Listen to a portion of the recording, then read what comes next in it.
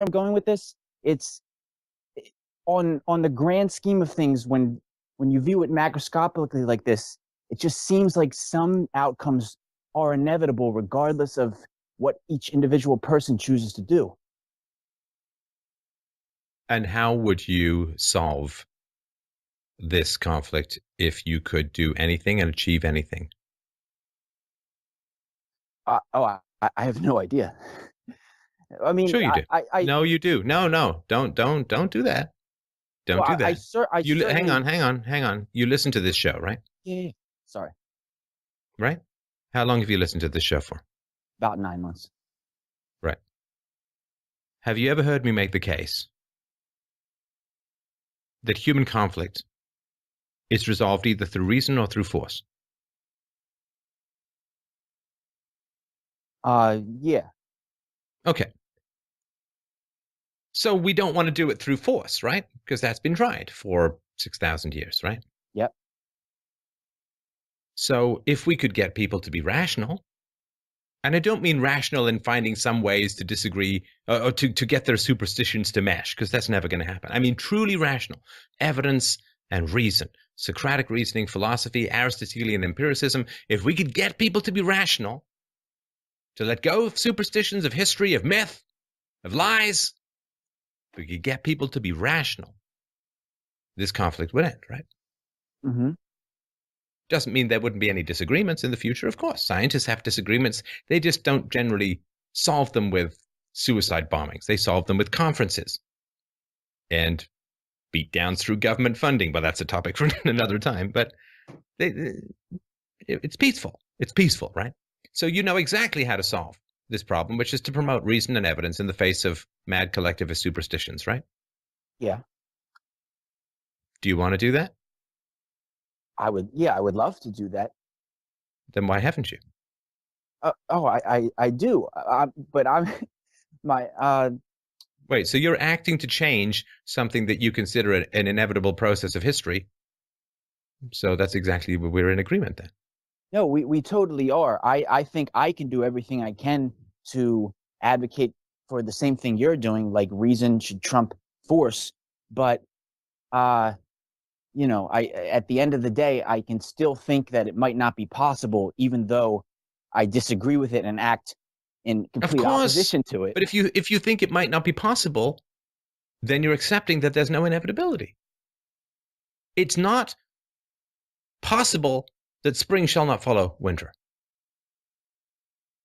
Right? That's inevitable.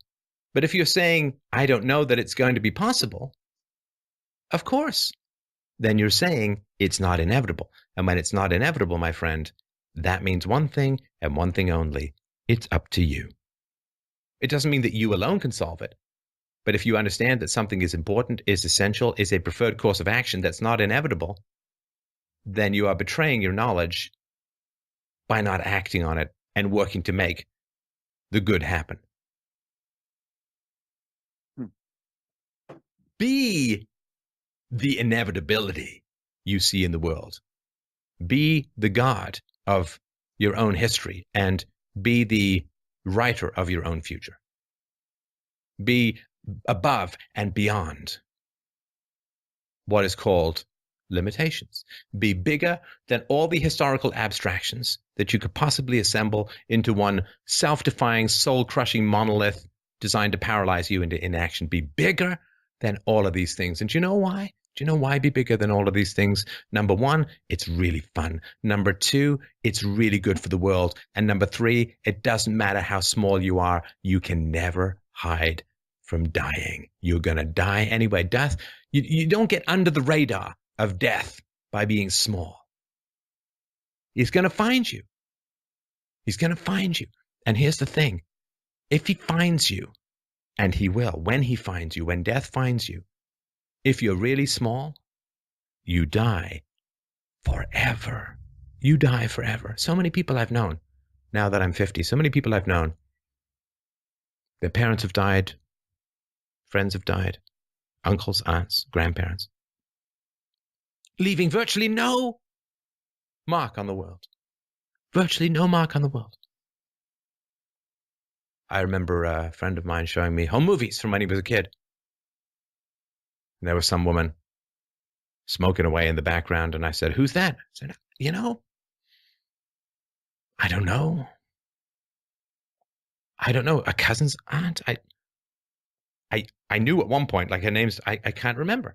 She smoked. She got cancer. She died. I don't know. And there she is, smoking away, gesticulating away, saying something that nobody will ever remember. You can shrink yourself to a tiny subatomic particle in order to hide from the conflicts in this world. You're going to die anyway, and you will die forever. You know what I will never do? I will never die forever. I will forever live in one form or another. I'm going to live digitally. I'm going to live in people's minds. I'm going to live in the fact that children aren't hit. I'm going to live in the fact that children aren't boys, aren't circumcised. I'm going to live in the fact that people are going to have a clarity of thought and a hope and a positivity and an enthusiasm and a fear and an integrity and a dedication to truth and a dedication to courage.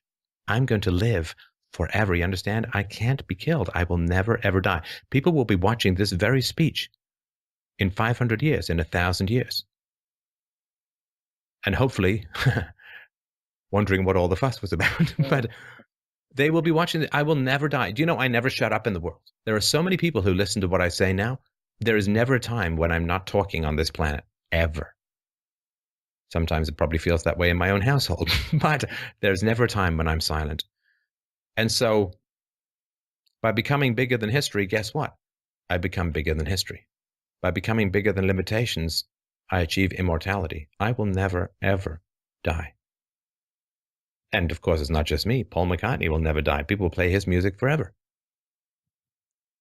So you achieve immortality. You achieve benevolent and munificent influence in the world. I don't care about greatness. Greatness is too subjective a value. You could be a great mass murderer. But you achieve the capacity to inspire and illuminate other people. I'm not saying this to praise my own ego or anything like that. I'm saying this to tell you the benefits. Because we all know the fear. We all know the fear of stepping outside the circle of prescribed limitations for what we're allowed. Don't be big. Being big is being in trouble. Being big is being attacked. Being big is going to cause problems. And when we step outside the circle, the tiny little circle, the square space that Dostoevsky talks about, you live in a square space hanging above an eternity and an infinity for the rest of your existence. What a nightmare that would be. Well, that's what we're given. This is the little square, the little handkerchief we're allowed to stand on. What we're allowed, the opinions we're allowed, the perspectives we're allowed. Don't talk about this. Don't talk about that. That's offensive. That's upsetting. That's inappropriate. Fuck inappropriate. The truth is inappropriate. And if you stay on that square, you bother nobody. You excite nobody. You illuminate nobody. You inspire nobody. But you bother nobody. You are as predictable as clockwork. And therefore, since you're going to spend the rest of your existence standing on a 2-foot handkerchief, guess where you're going to be in 20 years? Standing on a 2-foot handkerchief. Does that feel like determinism? Does that feel inevitable? Sure. And it is. And it is. But only because you've chosen to stand on that handkerchief rather than take a step off, stretch your legs, and learn to run up walls, Matrix style. So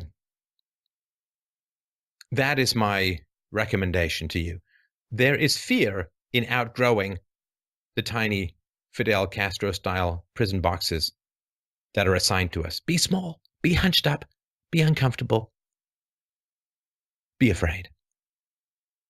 Spread your wings, stretch your wings, soar, fly. Take to the sky. There is no sun big enough to take the wax off our wings, no matter how high we get, no matter how visible we are to the world. Be as big as you want to be. And yes, there will be fear at times. And yes, you will feel nervous. And yes, you will feel defeated in moments. But that's part of the fun. Who wants to play life in God mode, where you can't ever be harmed and you can't ever lose? How boring that is. Love the losses. The losses are part of the glory of success, of influence. And for the price of a small amount of fear and a small amount of anxiety, you gain glory you gain immortality.